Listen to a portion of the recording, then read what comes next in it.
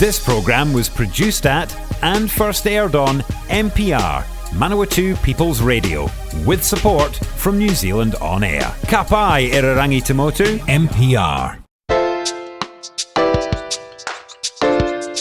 Kia ora and welcome to Reserved Recommendations.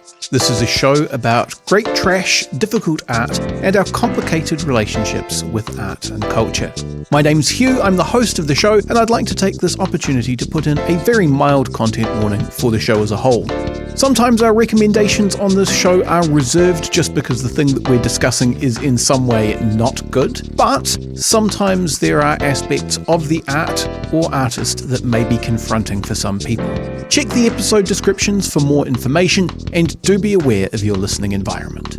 This evening, it gives me very great pleasure to introduce someone who is kind of like, I trust that this will not put the conversation on a weird footing, but like the spiritual inspiration for this entire project. Shannon Strucci is an internet commentator on various things, and you made a video talking about a comic called Feast for a King, which inspired me to go and read Feast for a King, and I actually talked to Cosmic in who's the author in one of the early episodes of this show.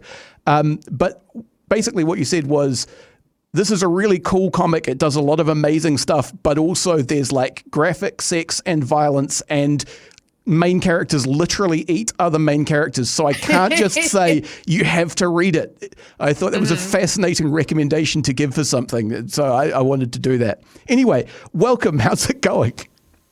I'm very excited to be here. And I'm really glad that video inspired something. Because like a lot of this reviews for like smaller stuff that I've done only get a few thousand views. But then people get really excited about it. Like I did one on this band called The Teeth. And like that video also has like 4,000 or 5,000 views, but a bunch of people have commented like, oh my God, you got me into this band. It's one of my favorite bands. So it's like very heartwarming and cool to be able to do that, or to inspire an entire show for me being like, yeah, this thing is about alien worms who have sex and eat each other. It's not for everybody, but it is good. But if it's for you, it's going to be like exactly for you. I guess that's kind of the flip side of it, you know? Mm-hmm. Absolutely. And that's the stuff it ends up being more meaningful to me anyway. You know, if I'm looking for something, it's like, this isn't for everybody, but it's definitely for me. Now, the specific thing we're talking about today is something that you've kind of talked a bit about on the internet in general, which is like the deeply weird world of Lupin III. So because I can't remember if this is something I've seen you describe yourself as or somebody else describe you as, but like I've seen you described as a lupinologist, essentially. Can I ask what like drew you into the series to start with before we get to the specific movie we're talking about? Oh, totally. I'm around 30. So I was in elementary school, middle school when Adult Swim started in the US. So 2003 is when the Lupin dub started airing, and I was like 12. And I was probably too young to watch it. And it was because it was the part 2 series. There are 6 different parts to the anime and 2 other anime shows. And there's like so much stuff. But this was part 2 from the 70s, which is like sex comedy, pulpy, kind of like darker Scooby-Doo, Venture Brothers type stuff. And I watched it when I was 12. I would set my VCR to record it overnight. And when I woke up at like 7 or 8 a.m. before school, I would watch it in middle school. And I really liked it. And I watched Cagliostro and Mamo at that point. Or at least like around 2005, 2006. It was just something I always liked, and it influenced how I draw and how I looked at media. But it was over COVID that I had nothing to do, and I was going crazy. And I have a full-time job now, but this was before that. So I was just like, it was pretty bad, and I got really, really into it. Because it's so big and sprawling and weird that it occupied my time in a healthy way. It was like a healthy coping mechanism when I was stuck inside for a few months. So I always liked it, but I just got kind of obsessed with it over COVID. And I got a bunch of my other friends to watch it with me, and I was able to come on a few different podcasts and talk about it. And I did review the newer CGI movie, and I wanted to do a video essay on it, but I don't even know how to approach it. It's so huge. And some other people like Breadsword and my friend Delaney have done interesting video essays on it too. So that space has gotten more occupied, which is cool. Yeah, I mean, the the comparison I would make, it would almost be to something like James Bond, in the sense that like so many different studios and directors have taken on Lupin III, and all of their takes are quite... I haven't seen any of the manga, but my understanding is that they're... again, like James Bond, the James Bond novels, the manga is like significantly meaner and nastier than the various anime versions. But they're also different from each other. That's almost like a different character who coincidentally has the same name and a lot of the same traits. People try to tie all the different versions together chronologically, and I'm like, good luck. I mean, it's more so than even like Batman. You know, you'll have campy stuff and then more, because the manga, the manga was heavily influenced by like Mad Magazine and like European comics of the time, and it's really disturbing and dark and like in a very nihilistic way that's not fun to me to read. And it was pretty heavily influenced by James Bond too. Lupin's gun is the Walther P-38, which is a Nazi gun, but it's also a gun that James Bond used. So that's still, even now in like modern incarnations, they still haven't changed it. It's interesting. Yeah, I have thoughts about that. Certainly, it's just a minor digression. Have you read the Batman Planetary crossover? I have not. Do you know what Planetary is? I don't think so. I don't know a lot about American comics. This is a British take on American comics. So Planetary is Warren Ellis, who did like Transmetropolitan and all of those things, did this comic series, which is sort of a take on the Fantastic Four, kind of, which is called Planetary. But Planetary has a crossover with Batman, and the conceit of the Planetary Batman crossover is that the person that they're tracking is someone who's got developed a mutant ability to shift between dimensions and doesn't know that that's what they're doing, and is essentially having a panic attack and doing that at random. But they use that as an excuse to have like all of the different takes on Batman that he wants to play with, because he just shifts into another dimension and suddenly it's Adam West Batman or Frank Miller Batman.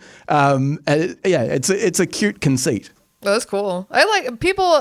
There's some backlash to multiverse stuff lately. I think multiverse stuff is cool and it's interesting when it's well written. I'm not one of the haters on that. I think that kind of stuff can be really fun. I mean, definitely as a way of dealing with things where the history of the property is so long that you have so many like radically diverse takes on it, you know? I like something where a Bond where they decided that they were going to do enough wacky sci-fi hijinks that they were going to deal with like trying to harmonize Daniel Craig and Roger Moore or something would be fascinating. Lupin, there's a movie called Green versus Red that sort of tries to do that. It's sort of like a Satoshi Kon movie.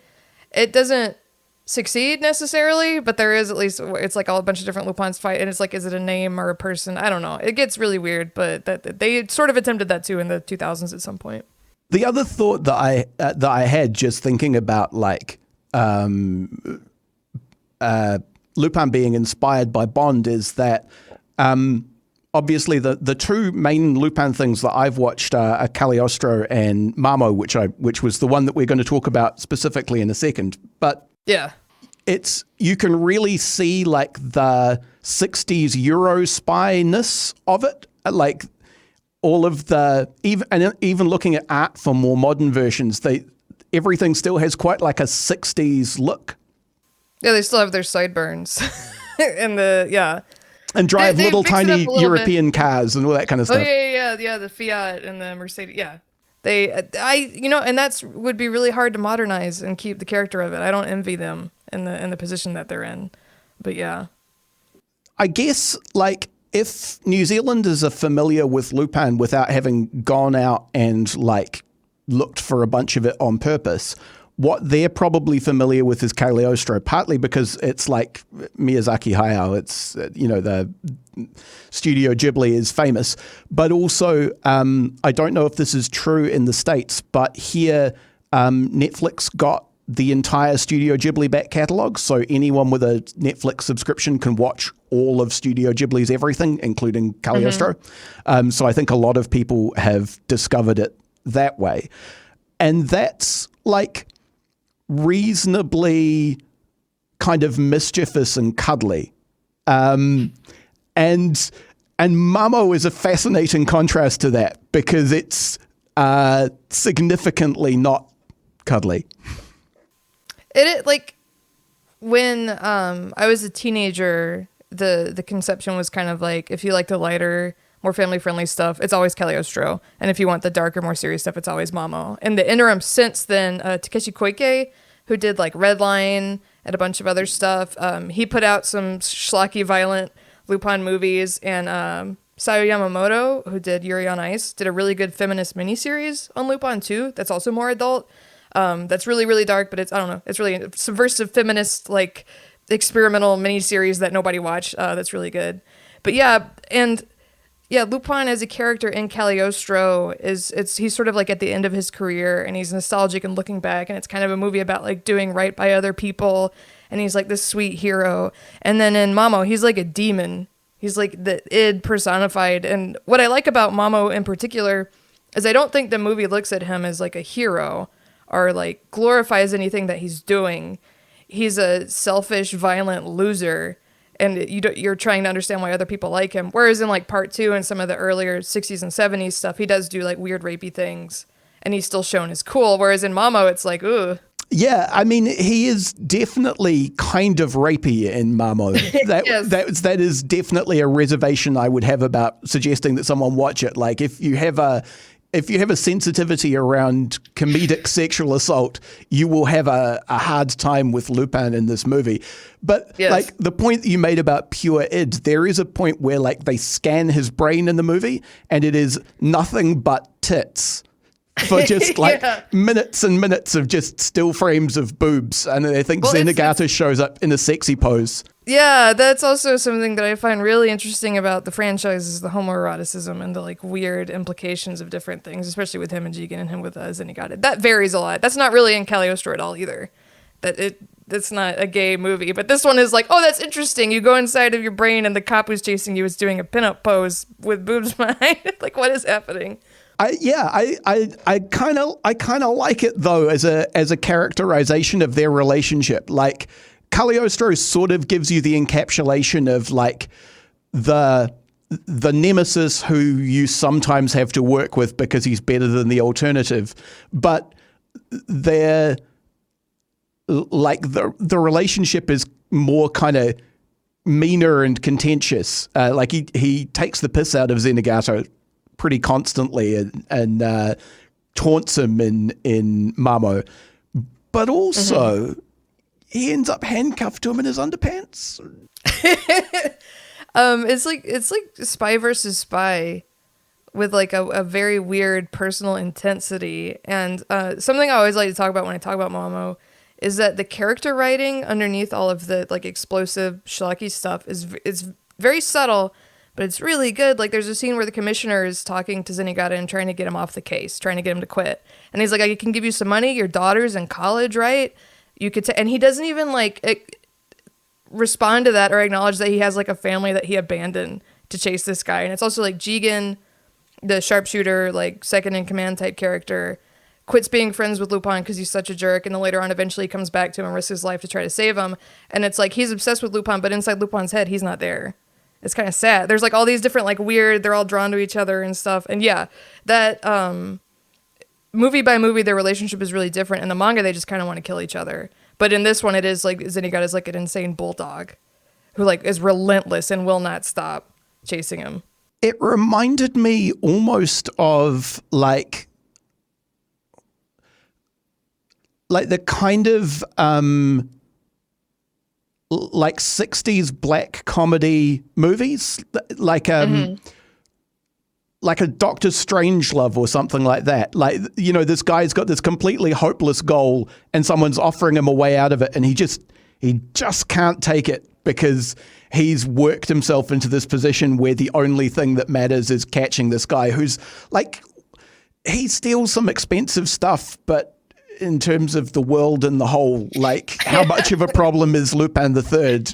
And yeah, like I guess that's another bit of the 60s-ness of it, but it really struck me that conversation that they have. It came out in the late 70s, And I do think Strangelove was definitely an influence on this movie, as was Star Wars, as was 2001: A Space Odyssey, as probably was Duel. It references all, especially like the end. I don't know how much you want to like spoil stuff for your audience. I do not believe in spoilers, particularly if movies are like 30, 40 years old. Mamo is not necessarily on everybody's radar, but it's not impossible to find. No, they just came out with a Blu-ray in the US, at least. They, for the first time ever, I've had the DVD for like 15 years, and they released it on digital. And it's also, if you need to like find it, it's not hard. Yeah, it's easy to find. But the giant brain floating in space is very like 2001, and the cloning is a big part of it. Like Dolly the sheep, and like the Henry Kissinger character, and like Americans just like bombing everything. It's that stuff is in there, along with a giant truck chasing them and a helicopter chase into a sewer, and the giant brain exploding and stuff. I don't know of any other films, like even if I wasn't a Lupin fan, I really like B-movies and crazy old action movies and stuff that combines like the socio-political commentary with interesting characterization with such over-the-top set pieces that are just like one after the other. Like they go to get the Philosopher's Stone, and within the first 15 minutes they find it, and then it's not really plot relevant anymore. They just move on. Yeah, that's a good point, actually. Like it crams in an enormous amount of stuff. There were like at least 2 points where I was like, okay, but that's the end of the movie. And no. Why is there half of the runtime left? And it's because they just had another thing that they wanted to do. The other thing that you mentioned back towards the start of this conversation was like Scooby-Doo, which I think is a fascinating thing to compare this with, because it really does like feel to me like R-rated Scooby-Doo. Like, yes, the character designs are really goofy and weird, in a good way, but it's not trying to draw photorealistic or even like anime stylized good looking people. Everyone looks really kind of caricature-y. And they literally do the gag where people run in and out of the wrong doorways across a hallway. But also people are firing live ammunition at each other. Like they do the anime fight scene trope where someone gets their head cut up and then like the slices slide apart. It's actually a really cool shot. Yeah, the screen change. Yeah, they do a weird like fourth wall break where the screen slices. There's a lot of cool experimental stuff like that in the movie. Yeah, and those two tones sit together really strangely sometimes. The beginning, Lupin is supposed to be dead or whatever, and then he goes to like a Dracula castle to find him, and it looks straight out of Scooby-Doo. It's like the blue that blue color. Then he's like going down the steps and Lupin's dressed like a vampire or whatever. And then later on, there is like the rapey stuff. The Hitler's in the movie. Mamo as a villain, who I think he's based off of the guy in Phantom of the Paradise. I forget Paul Williams, I think the actor's name. Yeah, the character's called Swan, I think. I haven't seen the movie, but it's one of these movies that everyone talks about. So it's good. I would recommend it. If you like Rocky Horror type stuff, it's good. Like Mamo's whole thing is very like intellectual. This is not a children's movie. His like whole thing of like controlling history and wanting to live forever, that's very like, I don't know, highbrow villain stuff. And then you have the most base monstrous stuff with Lupin. So it is like, to me it gels, but I've been a fan of the franchise for so long, and I came into it, like I said, with the 70s series, which is sort of like It's Always Sunny, Scooby-Doo, sort of like petty, pulpy heist stuff. It's less serious than this movie and less dark. That's how I came into it. But it is it's a rare mix of things. Whether or not it works for the individual viewer, it's really interesting to me how they threw everything in. The take on Lupin and Fujiko's relationship was interesting as well, just because it's like in Cagliostro. So Fujiko, if people aren't familiar with it, is a woman who is sometimes part of the team and sometimes working against Lupin, and her and Lupin have like an on and off relationship where sometimes they're lovers and sometimes he's trying to sexually assault her and sometimes she's trying to kill him. Exactly. But in in Cagliostro, she basically turns up at the end of the movie and blows a bunch of stuff up. And she's sort of like implied to be fond of Lupin, but their relationship doesn't get much exploration.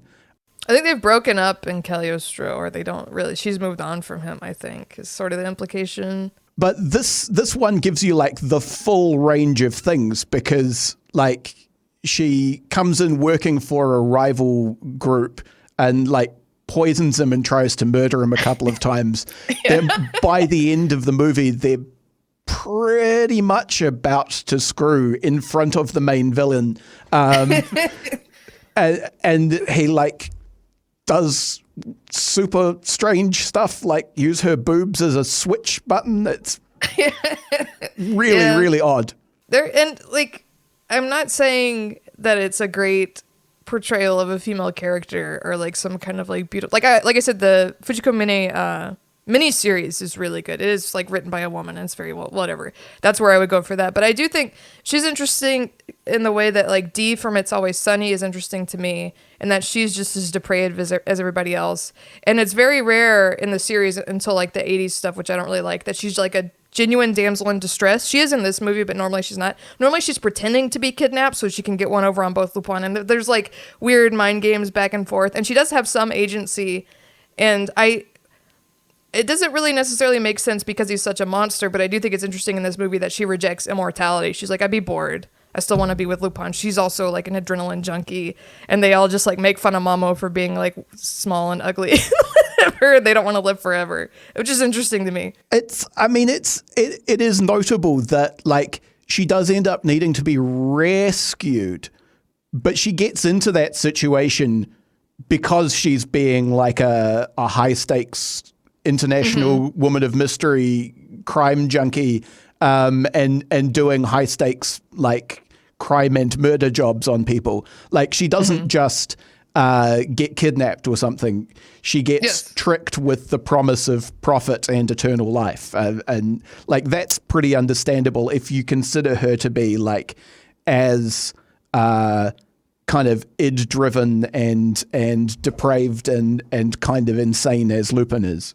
She definitely is. And I really like the 70s series. And in that, she's like obsessed with money. Like it's very easy to get one over on her with like treasure or money because she's so shallow and that's what she cares about. They each have their one thing they care about, which is that's not. I'm not saying it's like progressive, but it makes like there are so many other, like I really liked Yu Yu Hakusho as a kid, which is a shonen anime, and the love interest is like she's nice and the same age as the boy. So and it's like that is so compared to something like that which came out way later. Fujiko is way more interesting, and it is a fun addition to the team and is not just like, I don't know, there and helpless, or she is very active in the story, even though eventually Mamo just like keeps kidnapping her like over and over again in this. Yeah, I mean, because you said, you know, like a major plot point is that Jigen and what's the samurai's name? Goemon. So the kind of core team of Lupin's guys is Lupin himself, who is a master of disguise and also just kind of a Looney Tune compared to everybody else, even though the show is quite, the movie is, the world is pretty Looney Tune anyway, but he's kind of like extra cartoony. Jigen, who's a master gunman, and Goemon, who's got a sword that can cut almost anything, and who's a legendary swordsman. The reason that they get mad with him is not just that he's a jerk, it's that he can't help getting involved with Fujiko, and she's always trouble. And that's, I thought that was interesting, was that, you know, it's not just like she's breaking up the band or you're not treating us right. She legitimately makes everything worse when she turns up. She paralyzes Lupin almost immediately. And it's not like a Yoko Ono type thing where they blame her. They're 100% like Lupin. He promises them over and over. He's like, I'm done with her, man. And then he's lying. And that's such interesting, like I said, the interesting character writing, because it's pretty rare in the series that they like split up or really fight, like seriously have any kind of issues like that. But yeah, he's just like, he's obsessed with her. She's obsessed with treasure. Jigen's obsessed with him, and Zenigata's obsessed with him, and then Goemon's obsessed with training. That's like their like weird, you know, Goemon's sort of off on the side there. But yeah, he keeps, he's such an interesting character in how flawed he is. Like he's a super thief and he's really smart and good at disguise, but he works against his own self-interest and the self-interest of his friends, like, constantly. And it has to be so frustrating, but they can't help but try to come save him for some reason.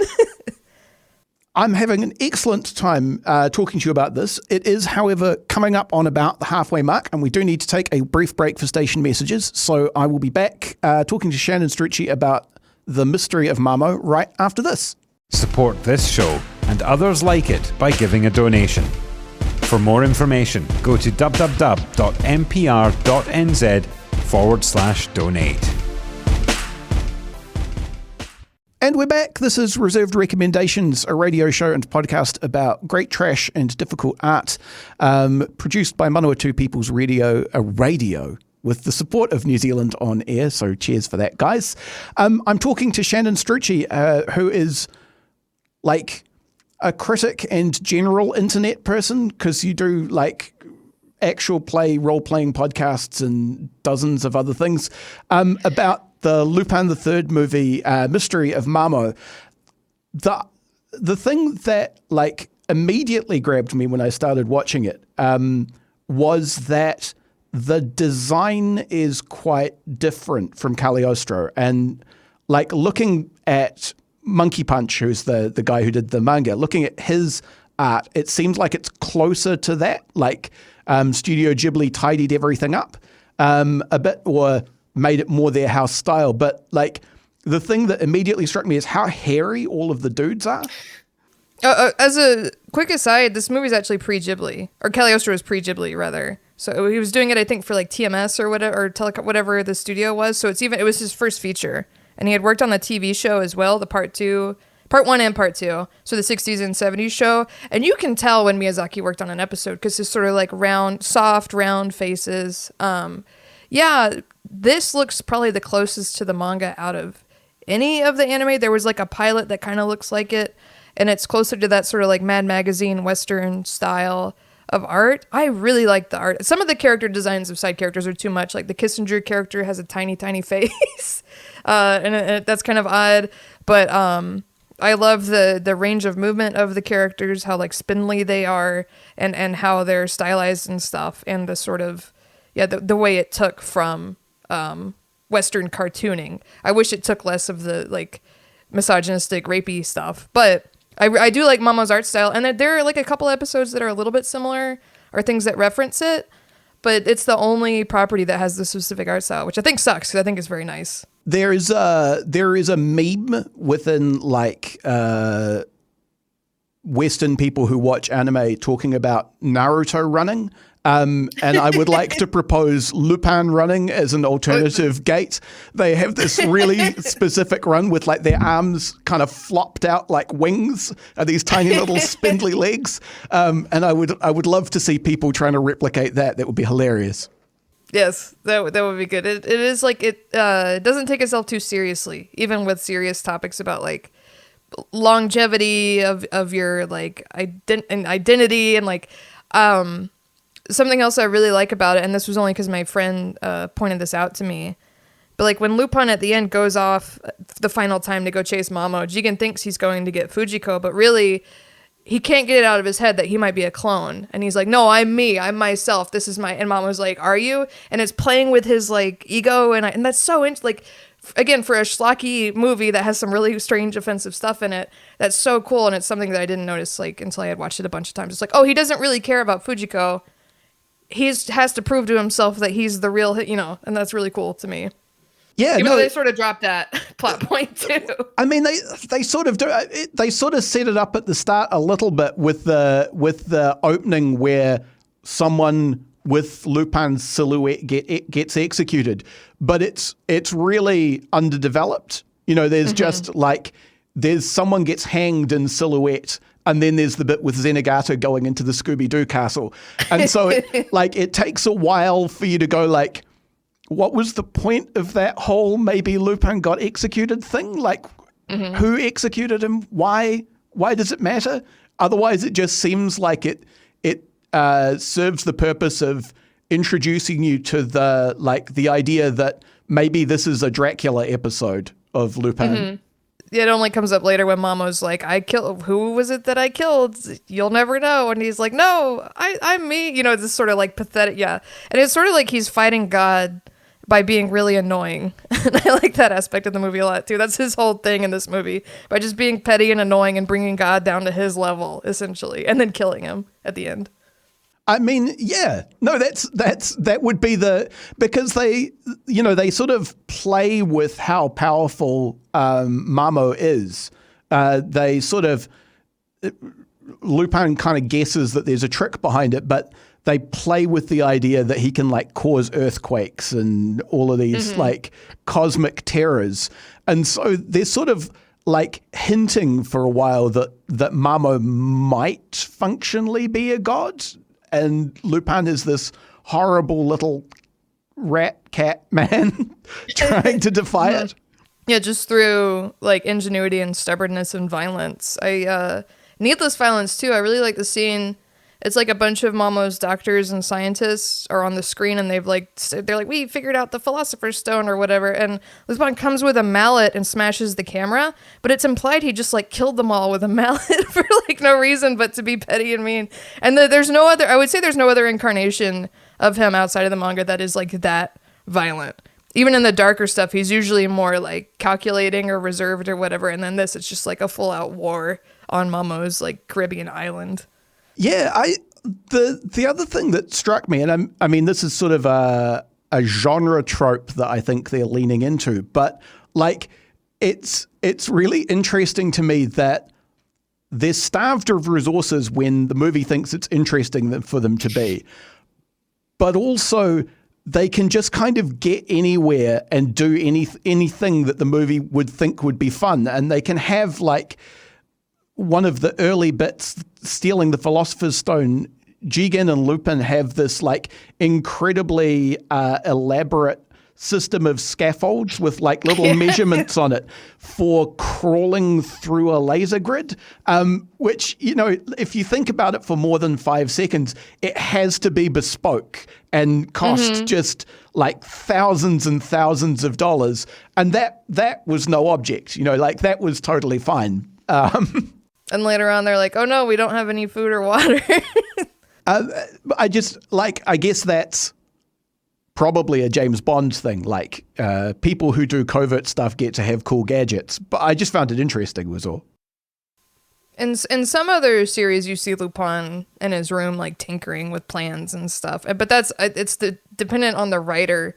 And I guess how interesting they think that is versus like, he just pulls it out of his jacket, whatever he need, you know, it's Bugs Bunny rules sometimes, especially in this movie. Oh, yeah. Leaning into the Dracula thing, like he escapes from is it from the castle where Zenigata finds him? But on this like insane Batwing hang glider thing, which like it's fully a Dracula themed Scooby-Doo episode for a fairly long way. And Lupin's the villain. He's the bad guy. He's got this weird umbrella. Yeah, it's like an umbrella that opens up into bat wings. And I love the implication, too. He pretended to be dead for a year, then invited Zenigata to a Dracula castle with a fake dead body of him dressed as Dracula to throw up just to mess with Zenigata. He could have just sent him a letter that said, I'm still alive. But he did this like weird, elaborate mind game thing just for their relationship and the audience's entertainment. Because it doesn't, if you stop and think about it at all, it's like, why did he do that except for to be annoying? No, I mean, that's exactly right. And I guess like that's why he has flashes of Zenigata in a pin-up pose. It's because you get the sense that at least this version of Lupin could get like everything that he ever wanted, and he would still need to fuck with Zenigata just because he needs Zenigata to be after him in order for that to be complete.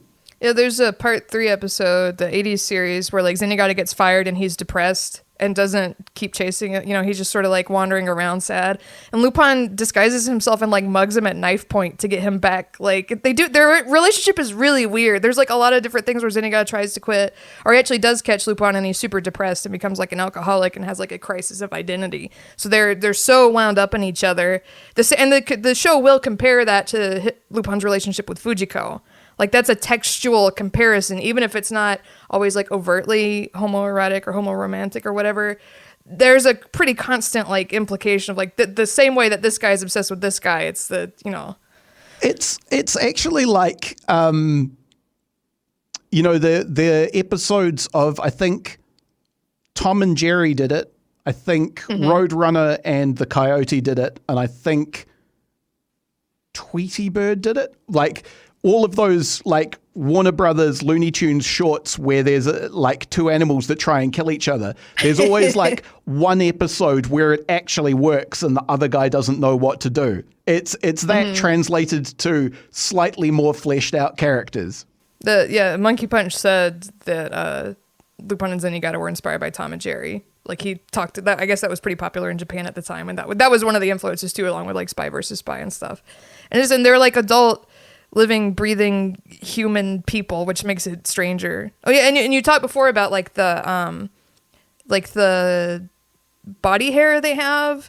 I love that, and like the detail on their watches and like guns and cigarettes and stuff. And there's like a really, really interesting aspect of the show to like masculinity and femininity and like the way bodies are represented to me, because like in modern anime everyone's like very hairless and there's like not a lot of detail, and I don't really know, I haven't quite formulated something more articulate about it, but it is cool that they have it. And also I'm a really big One Piece fan, and Oda also draws like leg hair on most male characters. It's like that's something, I mean, in real life people have that's like a part of their bodies, and it's not something to be like ashamed of or get rid of. It's strange that it's not, you know. Yeah, I mean, so this is getting like abstract and nerdy, but like a long time ago when it wasn't easy to find much anime or manga in New Zealand, I got a book out at the university library which is called Samurai from Outer Space, which was like an attempt to explain manga to a Western audience in a somewhat scholarly way. And what they were talking about is one of the things they talk about is the way that detail gets like added or omitted in manga to like draw your attention or make it slide off something. And I can see how like Miyazaki's Lupin designs do make it much more easy to just kind of deal with the character, whereas like Zenigata and Lupin both having like these massive zigzags of black hair on the backs of their hands and like being quite, I guess like almost, I want to say gross, but not gross. They're like feral. Yeah, like animalistic like that makes you have to kind of imagine being around these like hairy, probably kind of sweaty, like very physically strange guys. And it means that they're a little bit, I guess, off-putting, and also they're more like eccentric adults than they are sort of cartoon heroes. Mm-hmm. That is, yeah, the Miyazaki versions of the characters are very smoothed over. And good, like in some ways it's good. It's apples and oranges to me. I love Cagliostro too. And I don't think there are some people in the Lupin fan community discourse or whatever who think Cagliostro like cheapens it or is like too, like not whitewashed, but like toned down. I'm like, no, they're just different. They're both good. It's fine. How can you hate Cagliostro? How can you hate Hayao Miyazaki's first feature film that is like this beautiful testament to like love and like solidarity with different types of people? I mean, obviously these people are not having an argument with me, and I'm not going to find them and have that argument. But I guess the argument I would make if I was gonna is that when you have a character that becomes sort of mimetic and has enough versions like Batman or Lupin or like Robin Hood or James Bond, then you can kind of use them whatever way you want. Because what you're doing is you're saying, okay, well, here's the things that we know about Lupin. I'm going to use those elements to tell a story about this thing. You know, there's no reason that you can't say, well, what if the world's best thief was wistful at the end of his career? Like that's perfectly acceptable. And you can also say, well, why don't we just tell a story about the wacky hijinks he got up to in the middle of his career when he was like a raging perv who also pretended to be a cat sometimes?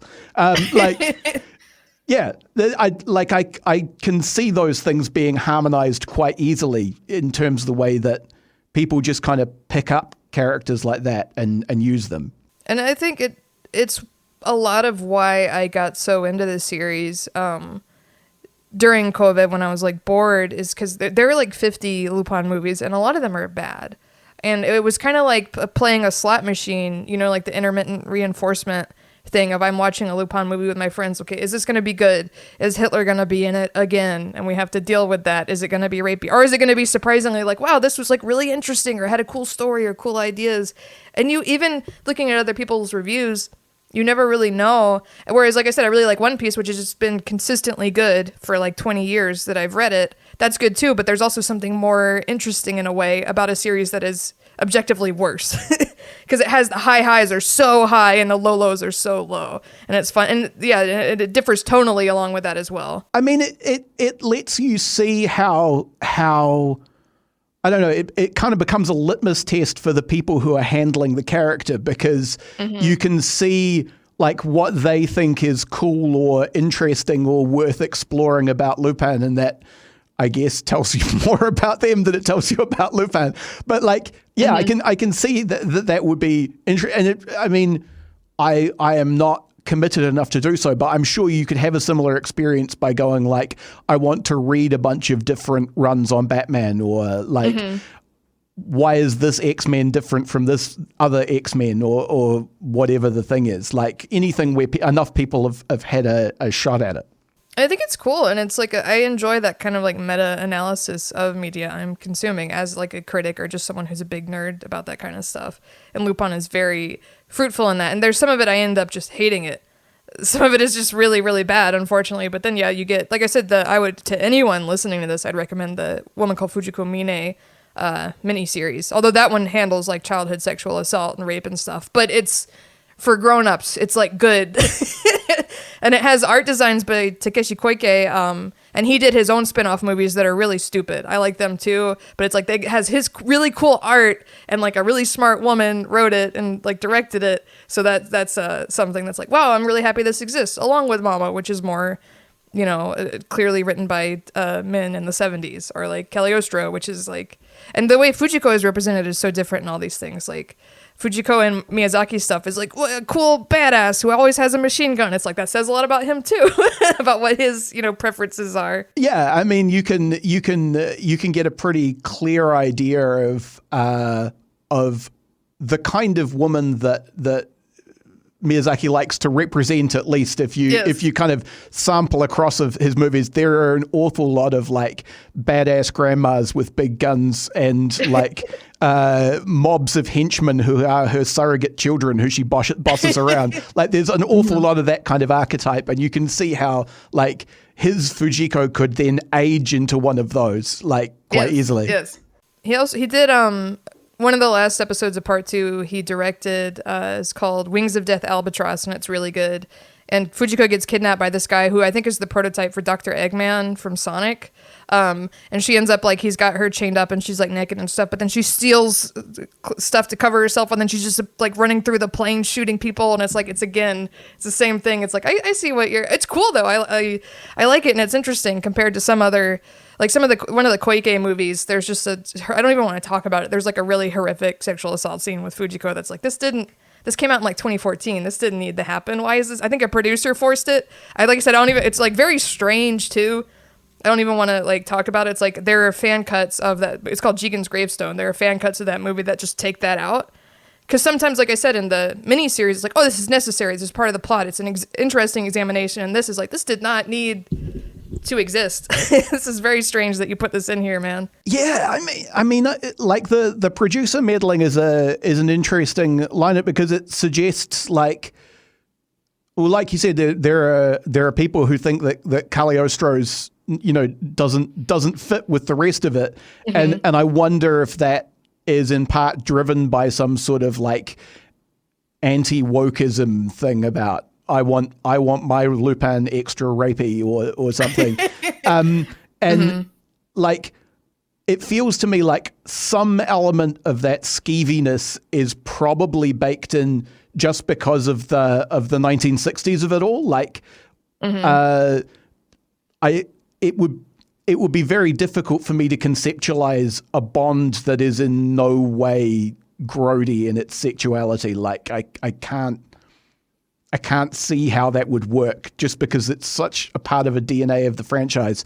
And I similarly, like, the sort of roguish playboy thing fundamentally has some stuff about treating women not great. And so like, it feels like some of that's always going to be in there, and how you choose to reckon with it is important. But I think so too. I could also see people, and people do this with Bond, going, I just think it would be nice to have a big watch and be mean to women. Like, and unfortunately, like, you can't just like magic those people out of being able to perceive art. It would be nice, but... That's one thing I really like about the miniseries, because it's about, I mean, there's a billion different versions about how they all meet each other, but in that it's Fujiko's perspective, and this just like insane man comes into her life who's like really chaotic and kind of scary, and she doesn't know if she can trust him, and that's how Lupin, it's like you're seeing him through her eyes, and he is being that character, and it's not cute. He's not like horrible in it, luckily, but it's like, it's weird, it's creepy, it's like, who is this man who's like blowing up my life, and why is he obsessed with me? And then they end up, by the end of it, they're like friendly with each other or whatever. So you can do, I think, good and interesting things with that. And I also, like I said before, I appreciate that Mamo, when Lupin is doing those things, it's played as a joke, but it's not played as like suave or even necessarily funny. It's very off-putting and it's like, this is not a good dude. Yeah, no, like, he's not a hero. I talked about like cartoony sexual assault, and so content warning, I'm about to describe an episode of cartoony sexual assault, but there is a point. Like, he's trying to get into bed with Fujiko, and he does that by like taking off his clothes and then like levitating in the air and diving out of his boxer shorts into where he thinks she's going to be. And as well as being like, what if the Looney Tunes were R-rated? Like, he's not drawn as like a good-looking dude being suave. He's like a weird toad man with skinny limbs and this blob body, all and covered in axe. He knocks down the door with an axe first too. Yeah, and it's like nothing about it is suave. He's pure id, and he gets. I can't remember how she gets out of it. Whether she like just dodges or she like drugged him or something. Oh yeah, his food. She drugs him reasonably often in Mamo. Yeah, but like, you know, it's not presented as this is the guy who gets all the girls. It's presented as like, this is this weird, driven, lecherous goblin thing. Yeah, which I think is that's so interesting. And he is not really like you want to root for him against Mamo in the movie, but he's not likable either. I feel like this is so rare in films that I've watched, that he is like a disgusting little toad man. He's not really you can't say he's charismatic or charming, but he is fun to watch, and you want to see where he, you know, and that's when you're asking me about stuff that I would sort of recommend with a caveat, or like, it's like, if anyone has any problem with Hitler being in a movie and the main character knee-jerk saluting him as a joke. That is a thing, that is a joke that they put in, and it does bear mentioning that one of the things that Mamo is doing, and they sort of like fudge initially whether he's like grabbing historical figures out of time because he might be God, or whether he's cloning them. I think it turns out that they're clones. But Lupin runs into first Napoleon and then Hitler while he's sneaking through a castle. And his knee-jerk response, he doesn't have a response to Napoleon, but his knee-jerk response to Hitler is to literally heil. And that is very uncomfortable. Then, like, Mamo's explanation for what he's doing is that he's got the greatest minds from history. Yeah. The fact that he's gone, like, well, obviously I need to have Hitler because he was so good at stuff, is also kind of uncomfortable to sit with. Yeah, and that is a big thing watching the 70s series. And I think other 70s anime too probably, is that Japan's relationship with Germany is very different from the US's. and they are more laissez-faire with that kind of stuff than I think any American media would be. And sometimes it's really uncomfortable, or it's like, wow, gosh. I think part of the joke in that scene is that Lupin is kind of pathetic and cowardly, but it's still, uncomfortable and weird. Yeah, and I mean, much as I don't want to be fair to them about it, because it's a really weird thing to do, like, Heil Hitlering is gross, but it's also instantly visually recognizable, and it's hard to say what you would do in response to Napoleon that would be like an obvious, immediate visual sight gag, like stick your hand in your shirt, maybe, but like it doesn't translate the same way. So I can see why they did it, but it's just it doesn't really land. Those are the two things I always warn people about with this movie. It's all the sexual assault stuff, and also there's Hitler in it, so. If someone said, oh, then I don't want to watch it, then I'd be like, cool. There's a part 2 episode from the 70s series that's terrible. It's like a Holocaust survivor is the bad guy. There's no it's like really, really, really bad without wasting time going into it. It's like I was so uncomfortable watching it, and I was talking about it on Twitter, and then someone else was like, oh, well, then I won't support that. I don't like, and I'm like, that's cool, but like Monkey Punch is dead, and this stuff is like 60 years old or whatever. That's totally cool. You don't want to, but like you're not actively. The man who wrote who originated this has been dead for a while. Everyone who worked on this is probably dead almost. Like it's not even I'd say it's of its time. It's particularly terrible for its time. But be like, oh well, I'll take a stand and not support this. I'm like, that's cool, but also I don't really know what you're doing if it's just like this obscure 70s anime and you're you could like it's kind of like it's fun to argue about the politics of Batman, but Batman is older than most people who are alive. Yeah. So you're not going to hurt it. Yeah, you're not going to really change the flow of this thing either way. But yeah, some of the series is even much, like, I would say significantly worse than the movie without going into it. It's just, like I said, it's like a slot machine. And some of it is interesting as a Westerner, like a modern Westerner, to like try to understand and interpret it in good faith. And then other times I'm like, this is wretched. This is horribly offensive and I'm uncomfortable. I mean, it is an interesting it's always an interesting thing to see culture that you're familiar with, like recontextualized and reflected back at you. I remember going when I was at university, the Student Christian Association would do a fundraising thing where they would resell like people's textbooks they didn't need anymore, like way cheaper than you get them new. And so you'd go into their hall that they had set up. And because they were a deliberately international organization bringing in international students, they would have things like Indian Jesus posters where Jesus and all the Bible characters are obviously Indian. And that was fascinating. And similarly, seeing like all of these Euro spy tropes taken into a Japanese context and recycled and then put out again. Like, it's really interesting to see what Monkey Punch took from that and what other people took from that, and then like what they think it's about and how they present that. And I particularly like that this movie is so unkind and unflattering to Americans. It's really like, especially of the time, especially when the Kissinger character, the Gordon character, the like random FBI guy or whatever, he's like, yeah, kill Gordon, kill everybody. Just like bomb them. It's like, yeah, that's fair. I get that. It's fun. And depending on which dub you watch, the person doing the president does a different impression. Like, I think the Jenny on dub, it's a George Bush impression. It might have been like a Kennedy or Clinton There's 4 different English dubs for this movie. So like those are like those came out in different time periods too. So like looking at it's just like culturally to me, this movie is very fascinating and like all the different iterations of stuff.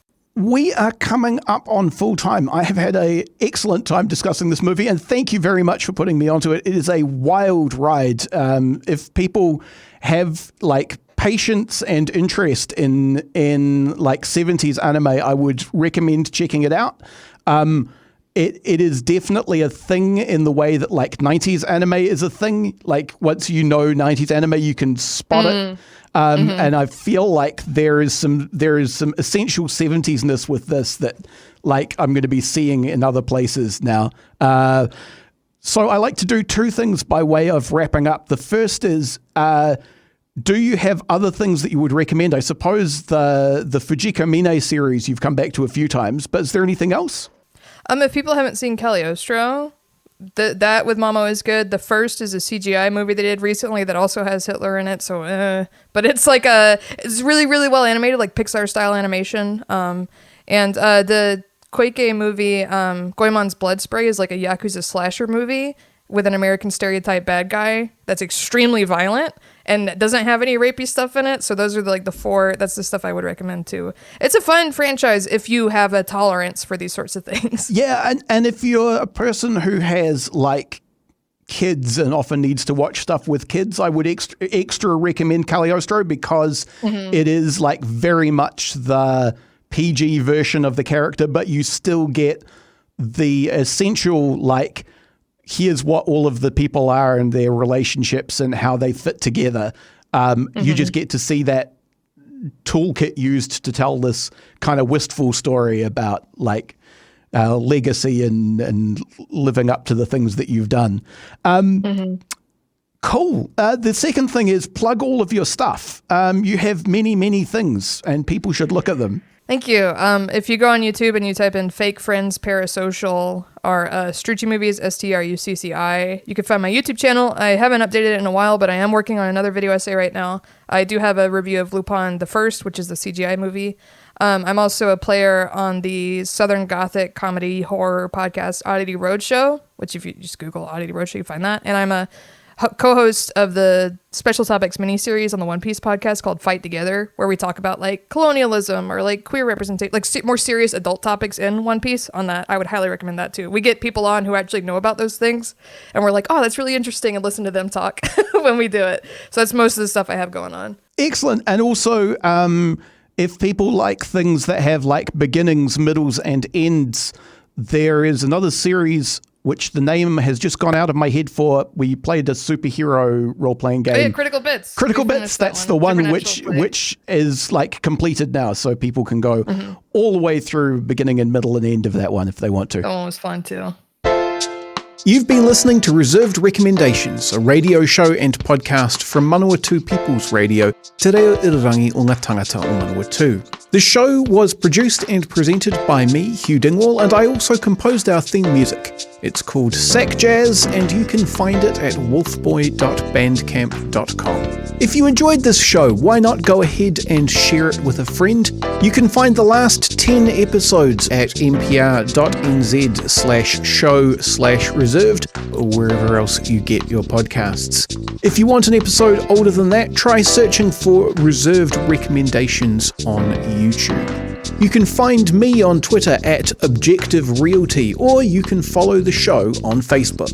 And finally, Manawatu People's Radio is a non-profit community access station. If you like this or any other piece of their fine audio programming, why not fling them $1 or $2? You can go to npr.nz/donate for more information on how to do that.